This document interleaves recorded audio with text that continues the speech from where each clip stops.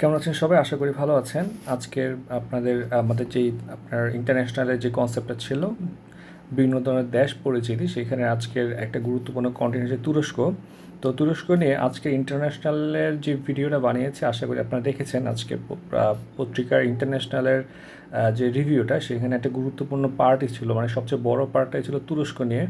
মধ্যপ্রাচ্যে তুরস্ক এবং ইসরায়েলের যে টানাপোড়েন, এবং এটা মূলত সিরিয়া কেন্দ্রিক হয়ে যাচ্ছে। এখন তো সিরিয়াটাকে একটা ডিভাইডেশনের পর্যায়ে নিয়ে যাচ্ছে আর কি। সো ইন্টারন্যাশনাল পলিটিক্সে সবসময়ের মতো এবারও আপনার তুরস্ক যথেষ্ট পরিমাণে এখন ভালো একটা পজিশনে আছে।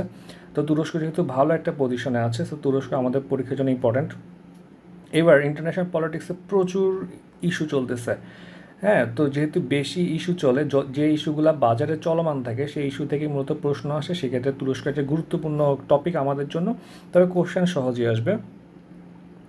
দেখেন যে কনস্টান্টিনোপল বিজয়ে 1453 সালে অটোমান বীর ফাতেহ সুলতান মোহাম্মদ কনস্টান্টিনোপল জয় করে নাম রাখেন হচ্ছে ইস্তাম্বুল।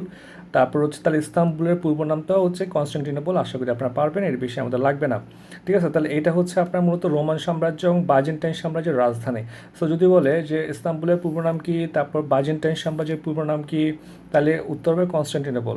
এখন দেখেন অটোমান সাম্রাজ্যের পতন দ্বিতীয় বিশ্বযুদ্ধের পরে 1922 সালে। তাহলে 1922 সালে তুরস্কের অটোমান সাম্রাজ্যের পতন হয়। ফলে তুরস্ক 624 বছরের পুরনো খিলাফতের অবসান ঘটে। মুস্তফা কামাল পাশা আর্তাতুর্ক, তাকে হচ্ছে আধুনিক তুরস্কের জনক এবং হচ্ছে প্রথম রাষ্ট্রপতি। উনি হচ্ছে অধিষ্ঠিত হয় 1922 সালে। তাকে হচ্ছে আধুনিক তুরস্কের জনক বলা হয়।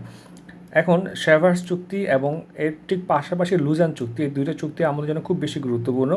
প্রথম বিশ্বযুদ্ধে যখন হচ্ছে আপনার তুরস্ক হেরে যায়, তুরস্ক হেরে যাওয়ার পরে আপনার যেই আপনার আপনার যেই উইনিং পাওয়ারগুলো ছিল, উইনিং পাওয়ারগুলো এখানে অবশ্যই ইউএসএ এখানে কানেক্টেড ছিল না। ইউএসএ ছাড়া যে উইনিং পাওয়ারগুলো ছিল, তারা আপনার 1920 সালে একটা চুক্তি করতে বাধ্য করে তুরস্ককে। এটা হচ্ছে শেভার্স চুক্তি নামে পরিচিত। চুক্তিটা খুবই গুরুত্বপূর্ণ, 1920, এটা মাথায় রাখবেন। এই এই চুক্তি থেকে তুরস্কের জন্য অনেকগুলো ক্ষতিকর দিক ছিল, মানে এমন কিছু ক্লজ ছিল যেটা খুবই অপমানজনক ছিল। যেমন প্রথম বিশ্বযুদ্ধের আপনার আপনার আপনার হচ্ছেন জার্মানি জার্মানি হেরে যাওয়ার পরে আপনার ওদের উপর এমন ধরনের কিছু ক্লজ ঢুকিয়ে দিচ্ছে যে ওরা দ্বিতীয় বিশ্বযুদ্ধের দিকে বেশি মোটিভেশন পেয়ে যায়। তার মানে হচ্ছে আপনার হেরে যাওয়ার পর আপনার ওদের সাথে কীভাবে বিহেভ করতেছেন, সেটা আপনার হচ্ছেন একটা ফিউচারকে রিডিজাইন করতেছে, রিশেপ করতেছে। কেমন? তাহলে দেখি আমরা এই শেভার্স চুক্তিতে কী ছিল। বসফরাস প্রণালীর মধ্য দিয়ে বিদেশি জাহাজ চলাচলে তুরস্ক শুল্ক আরোপ করতে পারবে না। নিজ ভূমি হতে তুরস্ক তেল উত্তোলন করতে পারবে না। দেখেন কত একটা ইনসাল্টিং একটা চুক্তি।